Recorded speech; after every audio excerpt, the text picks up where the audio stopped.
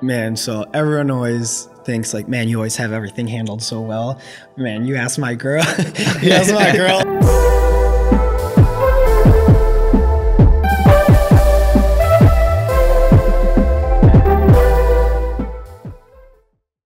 What's up, guys? Welcome back to another episode of The Ordinary Freaks. Today, we have myself and Eddie and another amazing guest, Benny Tralongo. Benny Moneybags T, or was that done correctly or not? As the homie likes to say, Trap Money Benny. Trap Money Benny. Shout out to Peter Cho. I completely fucked that up, but shout out to Peter Cho. Benny is the founder of Say Word Clothing, which actually got nominated this year for Milwaukee Best 2018 Best Men Clothing Brand. Is that correct? Yeah. So congrats on that. I'm sure that meant a lot. Yeah, crazy. Benny. Yes. Just to get started, you're a man of many trades and interests, and me and Eddie, we're quick to learn and appreciate that. Yes. That's why I'm gonna call you Benny the Plug T, because like Benny just knows, man. Tell us the origin story of Say Word. Where does this idea come from? What does this brand mean to you? What made you start this shit? So I've always been into art. Like, art's always been my thing. Went to art middle school, art high school, always been my passion. And just like always wanted to create, but I didn't want to just do paintings and drawings. I wanted to be able to apply it to where people could actually appreciate it on a daily basis and kind of spread it. That's why a lot of the times I always say, like, you know, spread the word, and like really connects with it. And so it kind of started in high school. Me and a bunch of my friends, we all did graffiti and kind of started saying like, oh, word up. And actually Michael Serta, who you guys had on the show before, he did a piece in my book, and just the way that the like WRERD like really popped to me. I was just like, man, that's wild. Like, I don't know, just something about it aesthetically. And I started realizing how often everybody was saying word. And on all my social media from like 2009 until today, like my personal Instagram, my Twitter, my Tumblr, like all that stuff, like it was always like Say Word. Like that just kind of how like I identified. I just really liked it. And so over time, I always wanted to do something with it. And so I decided like I really wanted to start creating like clothing, hats, t-shirts, anything I could. And I was trying to think, what could I pick as a brand name? And I went through a bunch of different stuff, and some stuff was like a little pretentious. Some stuff was too cheesy. What were some of the names you remember? Yeah. Yeah. Well, at first, one of the big things I wanted to do was Act 2, because that's what I wrote for graffiti for a while, and was really feeling that. And I'm like, but I didn't want it to be about me. Gotcha.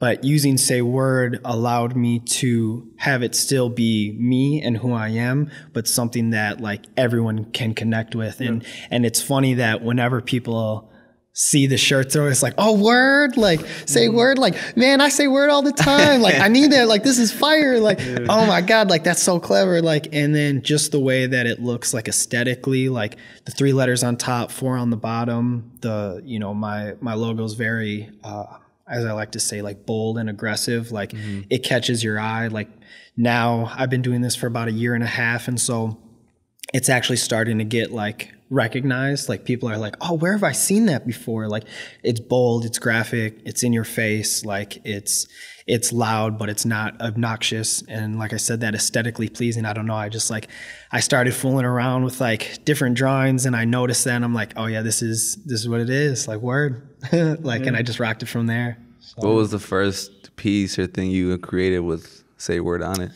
Clothing wise? Yeah.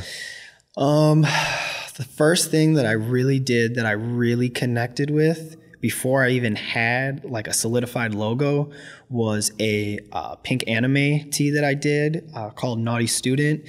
And it was an anime girl with her drawers down, like kind of bent over a desk, and then it had Say Word over her butt, because it was like, you know, I've always, if you know me, I'm a little bit more out there. I'm a little bit more on that like creative side, to where I've always been into comics and anime and all that stuff. That's really where my passion derives from. And I just wanted to kind of really be like, yeah, let's just go big with this first shirt and like let people know, like, you know, I'm not playing around. I'm not afraid to create anything, because the privilege of Say Word being just me is no one's going to tell me no. Right. Like, you know, I can do whatever I want, and I want to create the things I create. I want it to be something that I would wear. I'm never going to create anything that I wouldn't represent myself, because this brand is me, and I want to be proud of everything that I do and really actually vibe it. So. Gotcha. Yeah. I think, I know you just mentioned like you're such a big kid of like the 90s, right? Mm-hmm. And like as a creator, that's, you know, like I think for Milwaukee, like outfit, right? Like everybody's trying to keep it toned down. Mm-hmm. Whatever, for whatever reason, you really show your colors. Like, yeah. Did you always knew you like gonna be a designer? Did you always had that in mind? Like, kind of. Like I always think back to like my 5th grade graduation. Mm-hmm. So I went to Milwaukee Spanish Immersion School, and I had such a great upbringing there and was exposed to everything and anything.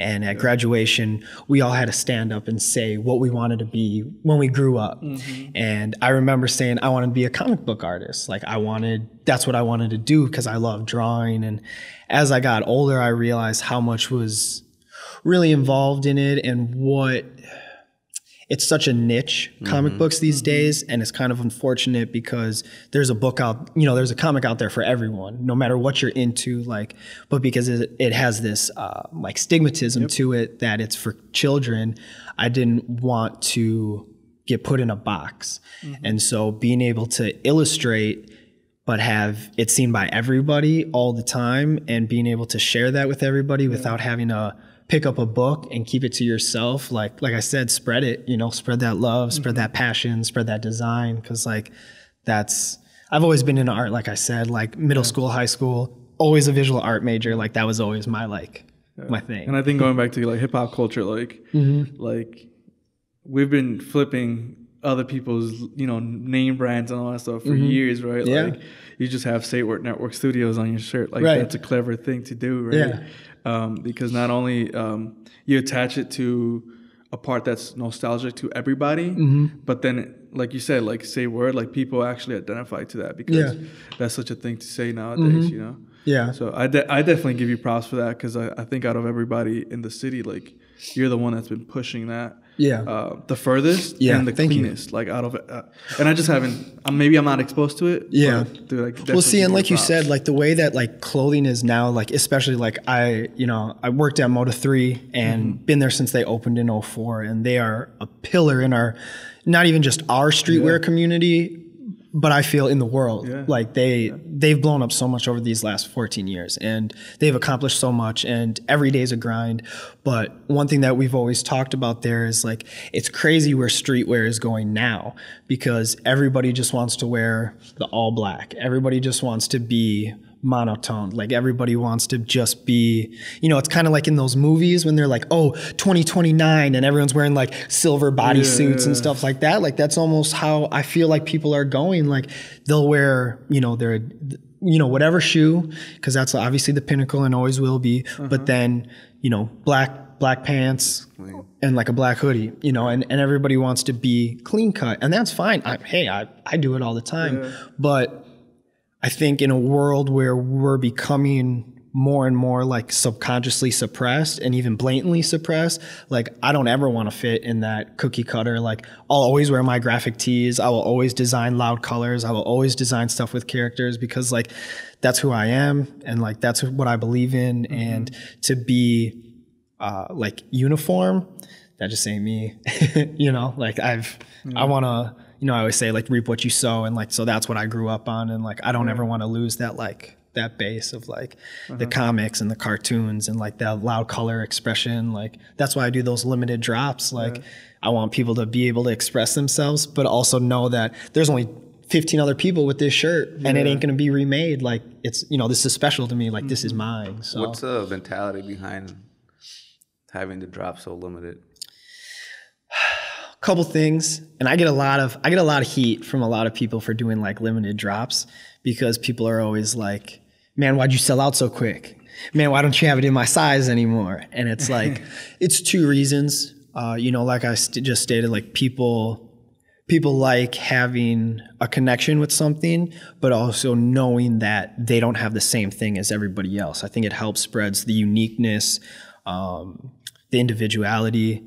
And the other thing would probably be just like, I've saved up my whole life to create something for myself and to like build a business. And I want Say Word to be self-sufficient because I have a daughter, I'm a single parent. And so I still need to focus on putting food on the table and paying those bills. And so I still have that realism in my head and understanding that like, you got to focus on your home life and make sure that is taken care of, but don't ever lose sight of that dream and keep pushing it. And even if I can't come out with 100 t-shirts every drop or 50 t-shirts with, 30 copies of each shirt, like that's okay because I'm not going anywhere.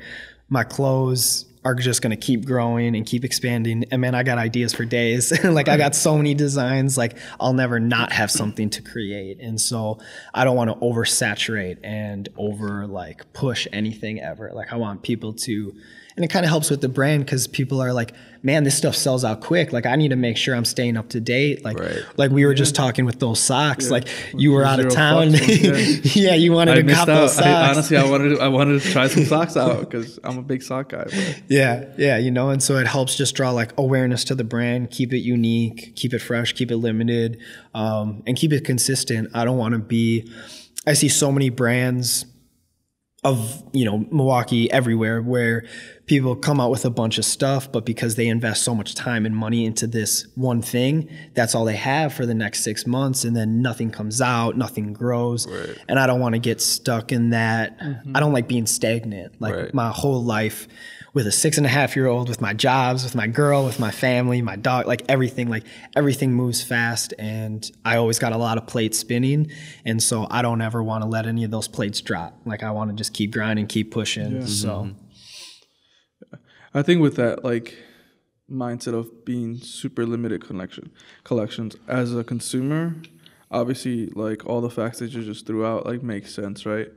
But as a producer, like how difficult is it to like actually pull some of that shit off? Like I know like if like we're not calling China and being like, yo, let me get 2,000 of one size, right? Like, where like the price goes down for you as a manufacturer, like what does that process kind of look like for someone that's like oblivious to that? Man, so everyone always thinks like, man, you always have everything handled so well. Man, you ask my girl, I'm always like, man, these shirts aren't here yet. I still got to get them embroidered. I got to do this. I got to do that. Like my anxiety goes up like tenfold. Like it's wild. And that's what a lot of people ask is like, man, how do you do a limited drop but still do a t-shirt for $25 and $30 or those shirts I came out with the summer with like custom patch embroidery and I only did 10 and I sold them for 30 and people were like, what? Yeah. I thought this was gonna be like $50. And it's like, if you start doing clothing or retail at all, and this is something that Kilo from Moto3 really taught me, if you do it for money, it ain't gonna work because there's not a ton of money in retail and there's not a ton of money in clothing. And I understand that. And I don't want to do this for money. Like obviously, again, like I said, I'm very realistic and I know I need to put food on the table and I know what my tentative end goal is, but it's just, I want to make it available to people. I'm not trying to drop a shirt for $50-$60 because who's going to buy a shirt for $50-$60? I wouldn't, you know what I mean? But for 30 and it be unique, it be one of 10, like that's my goal is to, it's a sacrifice. But I want to make sure that I'm doing it. I feel that finally I'm doing it for the right reasons and I'm not doing it for the clout. I'm not doing it for the paycheck. I'm not doing it for any of that. Like I'm doing it for my city. I'm doing it for myself. I'm doing it for my daughter. I'm doing it for my future family. Like my grandfather started off as a fruit peddler in the 3rd Ward. Like he had a cart and slanging fruit forever, and he did it with his dad. And then they moved into kind of like making their own wine, and then like we talked about, like they moved into opening their own grocery store, and that grocery store has been on Brady Street for 70 years now. And it's a pinnacle in the community. And you know, he had the opportunity to, the same guy who approached the Sendex and expanded Sendex came to my grandfather first and tried getting him to do it.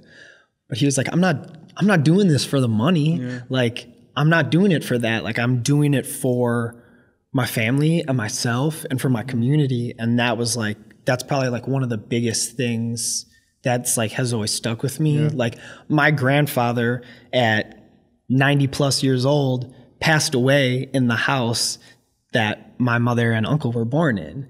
Lived a block away from the store, born and raised here, you know, and they didn't go on any crazy vacations growing up. Yeah. I think my mom told me they went on one vacation to Italy, like growing up.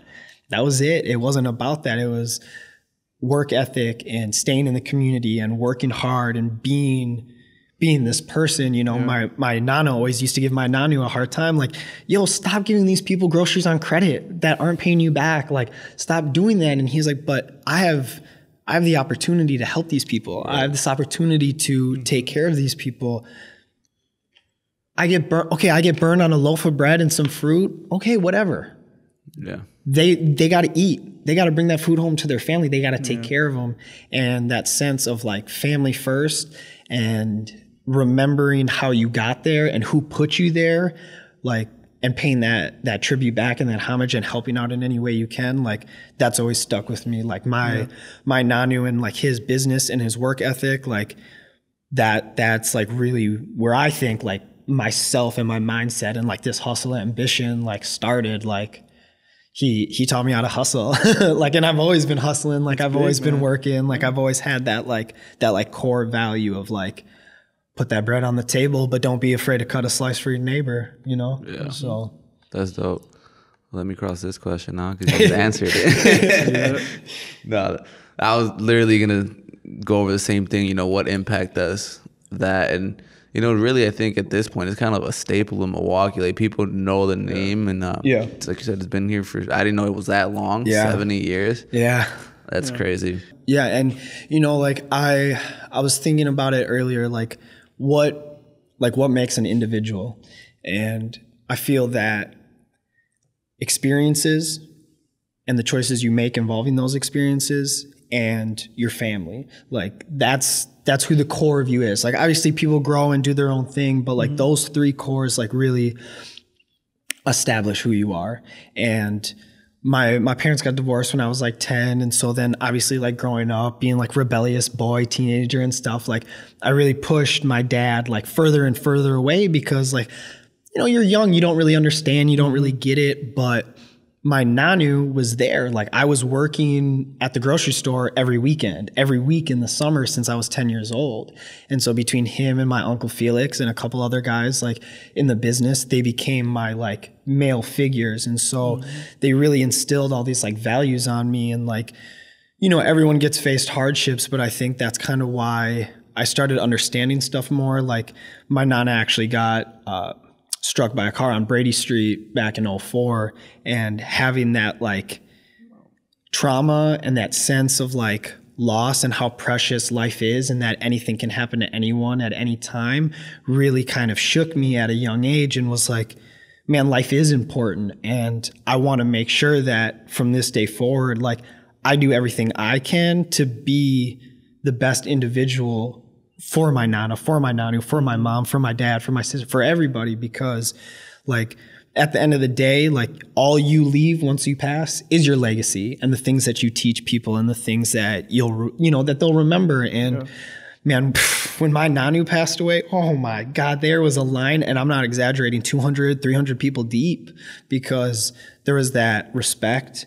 There was those memories, there was everything that he did for these people. And it was like crazy humbling and just like really eye-opening, like really, really helped with a lot of stuff. And like really just like, I think made me like a stronger person and just like eye-open at from when she passed away in 2004.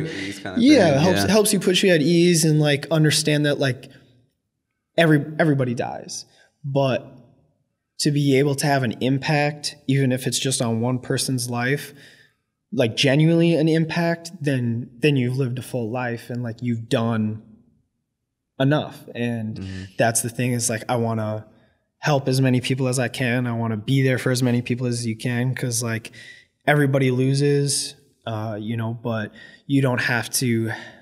It's, you know, as cheesy as it is, everybody gets knocked down, but it's how you get up and how you conquer that and how you process it and how you move forward from it. Because I do this program at Spanish Immersion that we're working on with these kids, and one of the days, like one of the programs we do, is it's called Deal With It, and it's exactly that. Like, you're faced with challenges throughout your whole life, and you don't always get to be in control of them, but it's going to happen. It's inevitable. So don't just deal with it, accept it, and use that to your advantage. Absorb that pain and turn it into strength, because if you let it bring you down, it will. It's real easy to get in that hole. We talked about this. I know you actually went to school with him as well. When my best friend passed away in high school, I let that pain consume me for years. Everything was on a hold. I could not let myself move forward. It wasn't until years later that I realized it wasn't my fault. Things happen. Live for those who can't, and take what they've taught you, both in life and after. And that's your strength now. Like, that's your core. Like, fight for that, and like use that as power, and spread that word, and be positive, and like take full advantage of life, because man, it passes quick. And like, that's like the core of my like work ethic, both at a job, say word, with my daughter, with my girlfriend. Like, that's my forte right there. So That's dope. Some good words of advice, man. Thank you. And I mean, me and Eddie, because one of the reasons we love doing this is because, you know, we wanted to impact others, but sometimes the guests don't know, and we always talk about it on our own. It's like, you guys help us too. You guys motivate us and inspire us. So that's what I'm saying. Thank you for sharing that. Yeah, of course. You have the brand. You know, we recently talked. You say you left Moda, and you mentioned it now. These dad duties, you're involved with the community. You say you're always just out here, you know, like you said, staying active. How do you manage all that? How are you juggling all these things?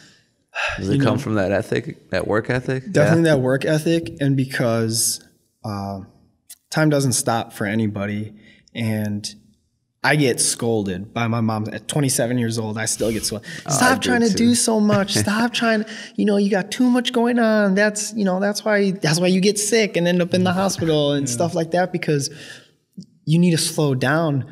But I'm like, the world around me ain't slowing down. Every day that world turns, and you got to keep going. You got to keep pushing, because time doesn't stop for anybody. And if you start slowing down, then that's when you get less productive. And oh God, I used to be such a procrastinator. And with a lot of things, I'm still a procrastinator, but I still have my like core things. Like, no matter what, and my girlfriend knows this, my friends know this, like, Zora, my daughter, will always be one. Like, she will always come first, and everything else is, it trickles down from there. Like, that's why I work so hard. Like, that's why I try and be so positive. Like, that's why I try and teach her morals and values and work ethic and respect for everybody, because she is, at the end of the day, she is my legacy. She will be what I leave behind, and to make her as strong of a woman as I can, with everything that I know, everything I've taught from those who've passed, those who are still here,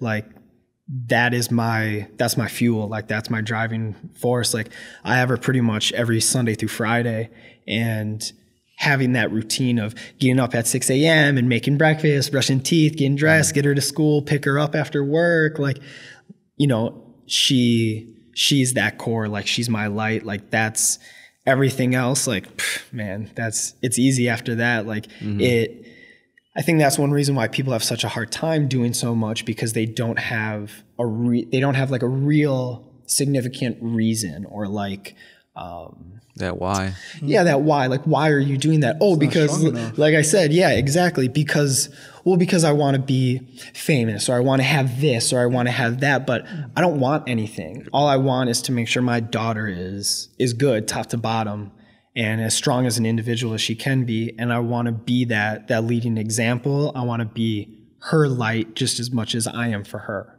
So that's really where it stems from, is like knowing that, like, you know, I had her when obviously I didn't physically have her, but I became a father at 20 years old. Yeah. And so, you know, I don't want to say doing a lot of bad stuff. I was being a typical 20-year-old and wilding out and drinking and smoking a lot and trapping and doing everything. And once she came into this world, I became a single parent by the time she was 11 months old. And I mean, you can ask my friends. I don't want to say I was immature, but I was always goofy. I was always looking for that quick come up. I was always looking for, what can I make today and not what can I make last? Mm-hmm. And that was the probably biggest thing, is becoming that single parent. I had never held a baby. I had never changed a diaper until my daughter. And being a single parent at 20 years old and having an 11-month-old, like, you adapt because you have no choice. You know, you get backed into a corner and you grow. My cousin Timmy made a statement the other day, and he kind of made me laugh. He goes, Benny, you know, you never truly failed at anything because you don't quit. You grind and you push and you excel. And even if something doesn't work out, it's not because you failed. It's because either it ended, it dissipated, whatever, but you've never truly failed because you don't allow that. And I feel that failure is a state of mind, because negativity and unfortunate things happen to everybody. Like, people are like, well, you know, you failed at college. You only went for a semester. And I'm like, no, I said I didn't fail at college. I made the conscious decision of realizing that being a parent to my daughter and doing the right thing was more important than me getting an education for myself right then, because I want to have my own, you know, I knew then I wanted to have my own business. It wasn't solidified what I wanted, but I knew I wanted to have my own business in the way that the world was already moving at in 2012. I didn't need a college. Personally, I didn't feel I needed a college education for that. And so it was a sacrifice. My dad was in the military. I had free college tuition until I was 26 years old due to the GI Bill. And I used to catch so much flack from people like, man, you know, you're wasting it. You're wasting it. And I'm like, no, it's a sacrifice, because I don't want to have a babysitter 5 days a week because I got to be in class. I don't want my daughter to not experience her father because he's got to be in class. Like that wasn't important to me. Put myself on the back burner. I have a child now. Like, this is what's important. This is what I need to focus on. And everything that she's taught me and I've learned in that time has enabled me to be a better businessman, a better father, a better boyfriend, a better everything. Like, she's taught me, I think, more than possibly anything I could ever truly teach her. Like, you know, so that's dope. Yeah. Kids are crazy, man. Dude. Kids are crazy. I don't even want to get into that yet. Going back a little bit to the clothing brand, I'm just curious, like, out of all your drops, which has been your favorite one? Oh, my favorite. Just off your top, or maybe like my personal favorite. I can tell you. Yeah. I want to hear. Yeah, let me hear yours. I want to hear both of yours first. Dude, mine was the Giannis one. Oh, the zero fucks one. Dude, that one. Yeah. I was like that shit's just. It was sick. Dude. Everything just played out so perfect. Yeah. And, okay. So backstory. We were at, I forgot, that burger place or whatever on 2nd Street. He came up because I was like, I want to talk to you about some merch stuff. It's still coming, guys. Sorry about that. But we're there, we're chopping it up, and he's like, bro, I got this, like, whatever, I'm photoshopping this dude's whatever. And I'm like, all right, dope. But when I saw that, I literally was like, I bursted out in, like, laughter, because I was like, yo, like, this is fucking hilarious. And it's, like, so fucking greatly done. So I think that's my favorite one, too. Do that one. It honestly, it went so well. And it's one of those things where, like, it's simple, But, you know, so many people, like one of my buddies, he wears it when he bartends, and people are like, oh, I like your Giannis shirt. And then they like look and they're like, oh, like I didn't even realize that. Or people are like, wait, Giannis isn't 0. And then they look and they're like, oh. And then the back, obviously I had to do Say Word logo on the back with the antlers, green and cream, like of course. And it worked so well because I came out with the shirt before the season started. Right. And then they started off 7-0, and again it was a limited drop, so I did 12 black, 12 white, and that was it. And it sold out before the season started. And then the season started, people wearing it to the games, and everyone's like hitting me up in the DMs. I had one of the like athletic directors hit me up and be like, yo, me and some of the guys like want one of those shirts, like, you know, hook it up. And so I'm like, oh, well, I'm kind of sold out right now. Like I might do another pre-order, because that's actually, I think, the only shirt that I've ever released that I haven't marketed as limited. I obviously exclusive because it's just me and my brand, but like I didn't want to push that one as limited because I just kind of had a weird feeling that people love the hometown stuff, obviously, that it was gonna probably kind of start to pick up. So probably we'll re-release those, maybe do a pre-order again. But yeah, so it was the 0. That was your favorite too? I think that's the one that had the biggest reaction. I think another one that was like, this is sick. It was like early on when you did I think it was like the Mary, like on the back. Oh, like, Save Yourself First. Yeah, that one was fire, because I was just like, damn, this is sick. And then like I saw the price, and that's the kind of what blew my mind. I was like, wait, you have like 4 hits on that shirt. You know? And I was like, this is fucking See, and amazing. that shirt I like because the way that it's designed, like up close, it just looks like a lot of like line art. You can't really tell, but it's like a 3D graphic almost. So when you get further away, like your eyes can't see the spaces in between the lines, and so it all becomes like one image, and it almost looks like it's coming off the shirt, and it's wild. Like people love that. Honestly, I figured you guys were gonna say that shirt because like everybody sweats me about that shirt. Like it went so well, and like. It got put on the Milwaukee Reddit, and then it got put on the news. This guy was wearing it when they were doing, when the Brewers were in the playoffs. He was wearing it, and he was in the background, and someone must have saw it. I started getting DMs about it again. That's and funny. You know, people are always like, man, you're missing out on so much money. I'm like, yeah, but it helps build the hype again. It helps people feel like individual and unique. So yeah, that was cool. For me, I would say my favorite drop, man, it's tough because obviously the easiest cop out is like me being like, I like them all. But I think my favorite, I'm gonna cheat and do a 2-part. My favorite to look back on is my first drop. To see, you know, again, Kilo from Moto3, one of the big things he taught me is, how are you different from everybody else just printing shirts? And that first drop that's exactly what it was. It was just me printing shirts. The 4 shirts were not cohesive at all.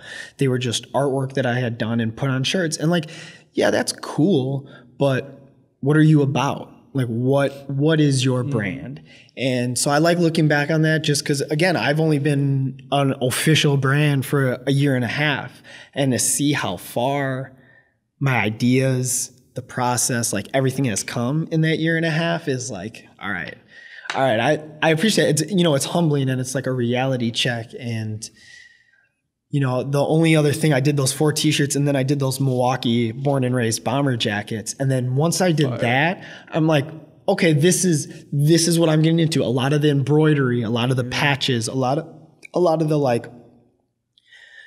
pay homage to the city, but don't have it be so unnecessarily in your face. Right. And don't just focus on that, because like you said in the beginning, and I appreciate you, the man of many traits is like, I've always been in the car scene. I've always been in the comic books and video games Ruckus. And like, the Honda Ruckus, like, like I still run the like Wisconsin Ruckus page and like all that stuff. Like that's who I am. I've always had a lot in my head, and like that's why all my drops are like, they've been kind of different. My spring drop was like all floral and very streetwear. Like then that next drop I did was all like, it was the Mr. Freeze, the Akira, and then the Bullet Bill, the Bite the Bullet shirt, and that was like video game, comic book, anime. That like, one was fire too. That one was good. Was it a patch? Yeah, custom patch, 1 of 10 patch on the front, and then embroidery on the back, woven label on the side. Like those were dope. Yo, I fuck with your Dragon Ball Z shit too. Yeah, the Summer 2 drop, the Yeah. Dragon Ball Z stuff. I mean, I got like Dragon Ball Z's my stuff. Like And that's just like nostalgia, you know, just hits. Yeah. Like, I mean, I grew up watching all that shit. So when I saw that, and then, I mean, obviously the way you put it together and the cleverness and just the image is like, makes it like, damn. I wanted to go back and watch one, or like watch a couple episodes and shit. Yeah, I still watch them. Like Where do you guys watch these? Like, I have all the seasons on DVD. Okay. My girl and I watch it. My daughter, like we, you know, and that's the thing is like I said, being a parent at 20, like I was forced to grow up quick. Like I had to, and that's kind of why I did my sleeve. Shout out to Chris Burke for the amazing 50 hours plus of work. Ghostlight Parlor, like Chris Burke, he's phenomenal. He's a killer tattoo artist, and he really took care of me. And that's one reason why I dedicated my sleeve to video games and cartoons from my childhood, because I don't ever want to lose sight of how I got to where I am. Like people are always concerned about their future and what's next and how to get there and you know, this and that, and that's fine. And of course you always got to look forward, but don't forget about where you came from. Don't forget how you got here. Don't forget who put you here and the steps you took to get on the pedestal you're at now. And that's one thing, like, you know, it's a daily reminder. Like my daughter and I still play PlayStation 1 games. Like we play Frogger, we play Crash Bandicoot, like, because those were important to me. Yeah, of course. They remade it for the PS4. Yeah, they just did the new Crash Bandicoot reboot, and you know, it's cool to see a lot of that stuff come back around because, like you said, it's nostalgic, and like that's my thing is I've always been one to, for a long time I used to dwell on the past, but again I learned to take that and make it your strength and make it your energy and your passion, because don't ever lose sight of that. And it happens so often when people start growing up, like, oh, that's childhood stuff.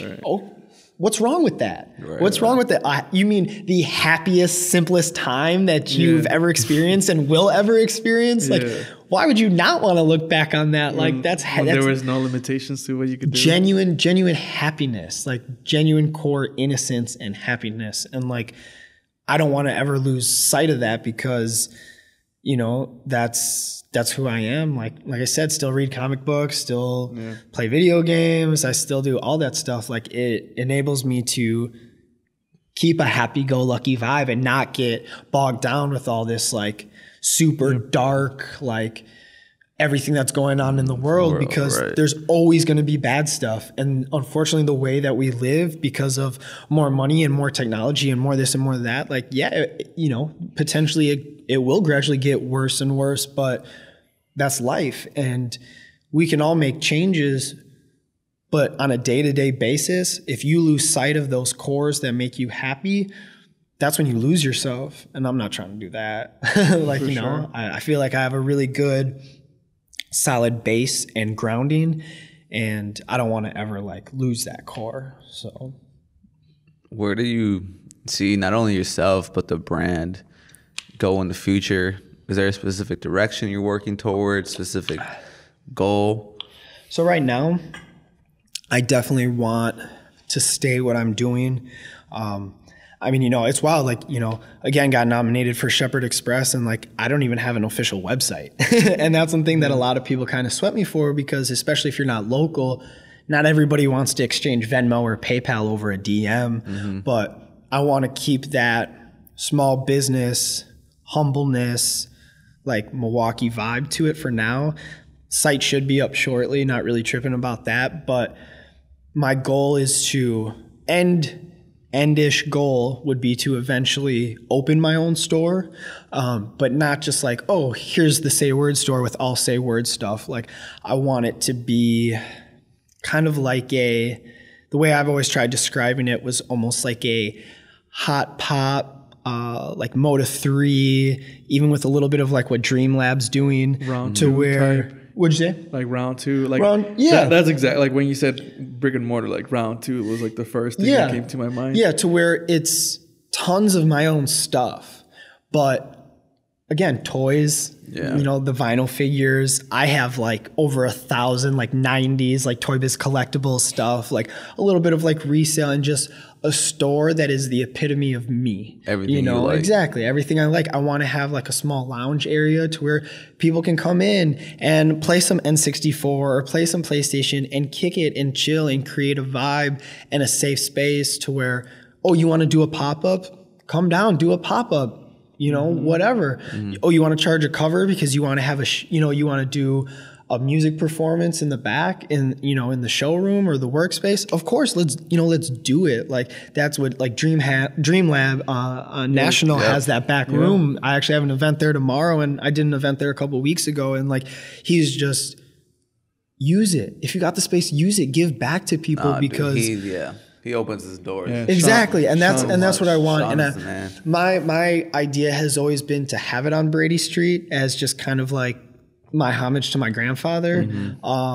And people are always like, oh, you know, business, you know, especially retail places don't last on Brady Street, this and that. Like it's a changing thing, and it's like, yeah, that's fine, but if you do it the right way and you have that right thing and you believe in yourself and you grind and you're consistent, you can make anything work. And I firmly believe that you create it into reality. Yeah, you manifest it. Exactly. Thank you. And that's kind of like where I've always seen my end goal is having like a say word shop to where it's me, it's a safe space, it's for everyone. You know, in my head, this is what I've always pictured, like opening up, dropping my daughter off to school, coming back and opening the shop, having somebody watch the shop while I go pick her up. She comes back, she does her homework there. Yeah. We close up shop at 6 o'clock on the weeknights.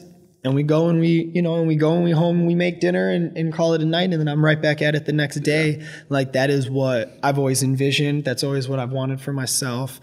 And to have my daughter see the process as well, and to see that you really can do anything and everything you put your mind to, as long as you work hard and you're consistent. And like I said, there's been ups and downs with Say Word. Like, I'm not going to lie, when I first launched from like Thanksgiving of 2017 to like February of 2018, and I'm not kidding, I did $50 in sales. $50 in sales in like 3 months. And people were like, dang, why aren't you coming out with more stuff? Like, what's going on? And I'm like, well, I have stock. I just don't have more money for anything new. Like, I got to push this stuff. And having that understanding that there is going to be those waves and there is going to be those highs and lows, but you ride that wave because you're not always going to get that big crazy blowout. You're not always going to make that zero fucks the honesty, that sells out in a day. You're not always going to have that banger, but that's okay. Everybody fails. Even the greatest fail time to time. And that's okay, but that's how you stay humble. That's how you stay realistic.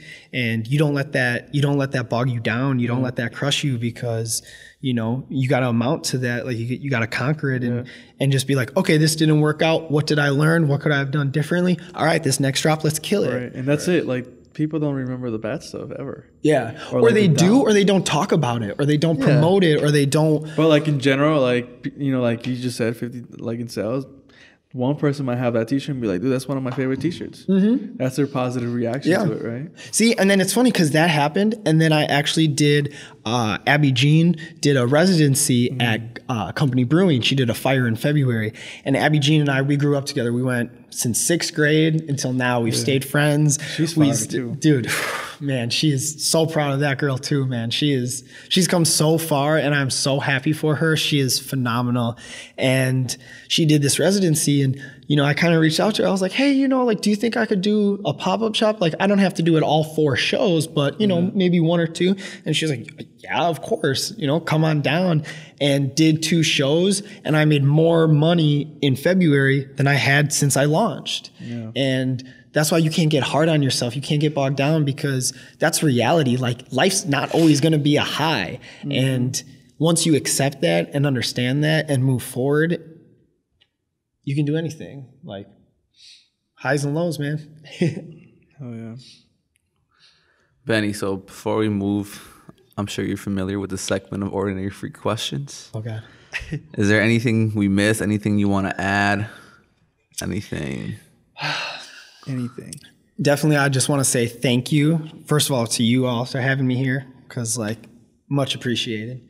And shout out and love to every single person who's bought anything, come to any pop-up, commented a picture, liked a picture, because Say Word wouldn't be here. I wouldn't be able to progress and grow if it wasn't for these people. And I'd have to give another big shout out to my buddy Sam Gallitz. Same thing, we went to middle school together, we went to high school together, we still remain best friends. This cat has bought, and I'm not exaggerating, every single piece. Every single Say Word piece that I've come out with, he's bought at least one of it. Sometimes two, one for him, one for his girl, or a gift. Like, he's bought over 30 pieces from me, and he is like my number one supporter. And, you know, he doesn't live in Milwaukee anymore. We still see each other from time to time, but he's like, I'll take one of each.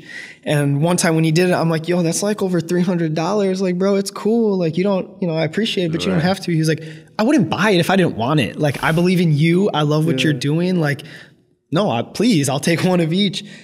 Excuse me. And him being that supporter and him being that anchor and that like person I can rely on, both to like chat it up for the sale, for, you know, him spreading it out in Madison, like everything. Like, he's been like truly my number one like supporter, and that's like real big.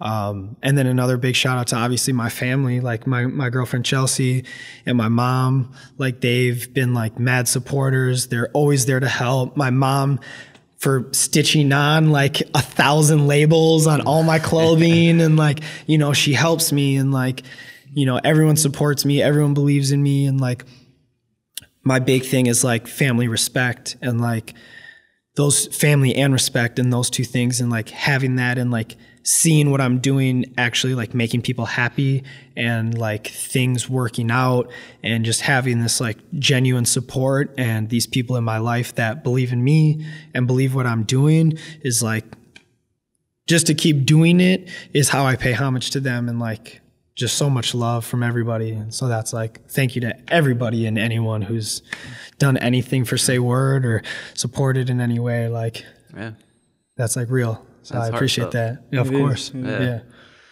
All right. First question. Oh God. You ready? Yeah. Do I have a time limit? Just first thing that pops in my head. 30 seconds. Yeah. What advice would you give to someone senior year of high school, don't know what the next move is going to be, either high school or college, you know, just someone finishing up, wrapping up school, and just don't know what to do next? Don't be afraid of anything. Don't be afraid to try something new. Don't be afraid to explore, and live for those who can anymore. Do anything in your power to make sure every day is just a little bit better than the day before.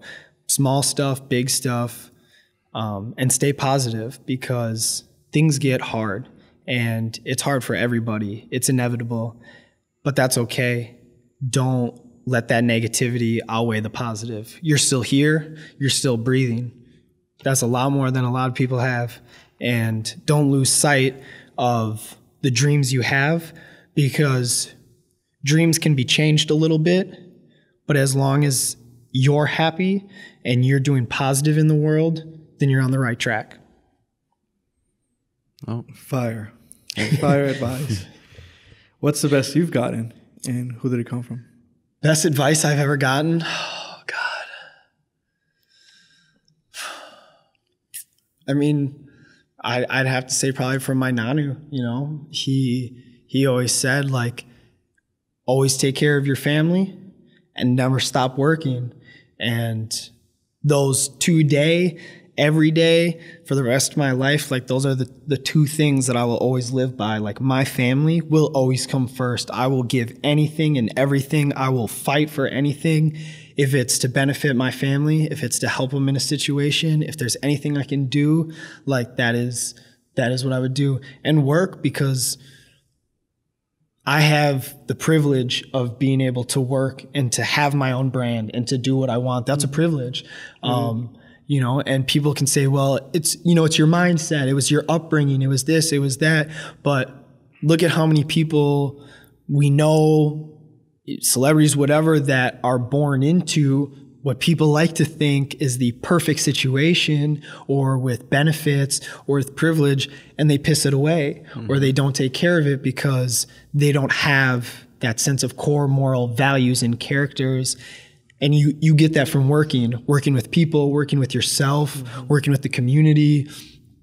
Work, like family first and work. Those are going to be my two core things. It's been since day one, since out the womb until the day they put me back in that ground. That's going to be my two things. My grandpa, until he passed, worked and was in that store every single day, walking pneumonia in a wheelchair. Like, it didn't matter. Like, that man was there. You literally had to physically pull him out to get him to leave that place, because you got to work. You got to grind the amount you learned.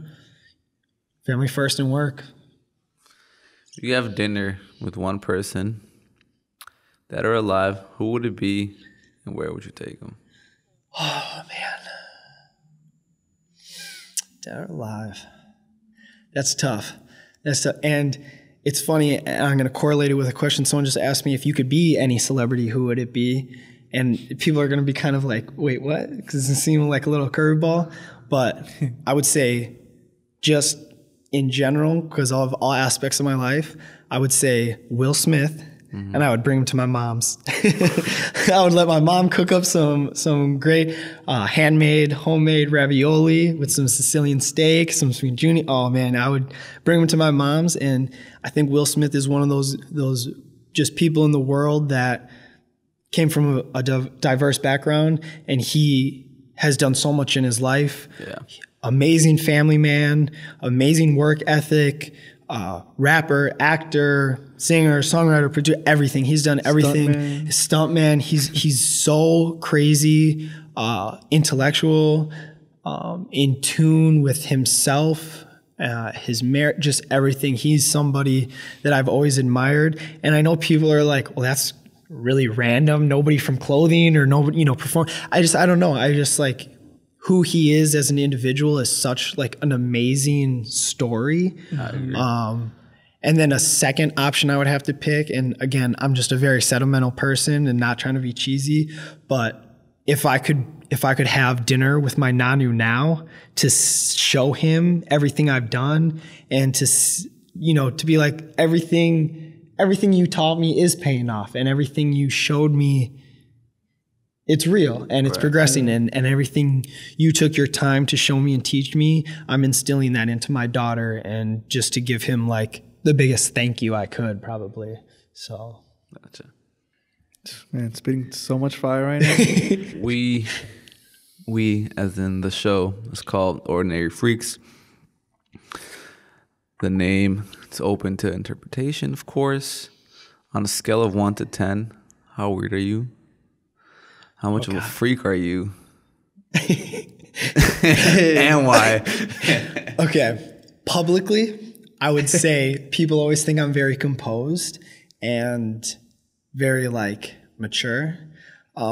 But I used to make a joke. Up until June, I had like dreads down on my ass, and I used to tell people like, "Yo, if you didn't know me before dreads, you don't know the real Benny," because man, oh my God, just like thinking about high school and just like even afterwards, like, oh, I was crazy, man. We used to take like our friends' parents' cars and like drive them around. We used to, like I said, I painted graffiti forever. Mm-hmm. Like I used to do all types of stuff.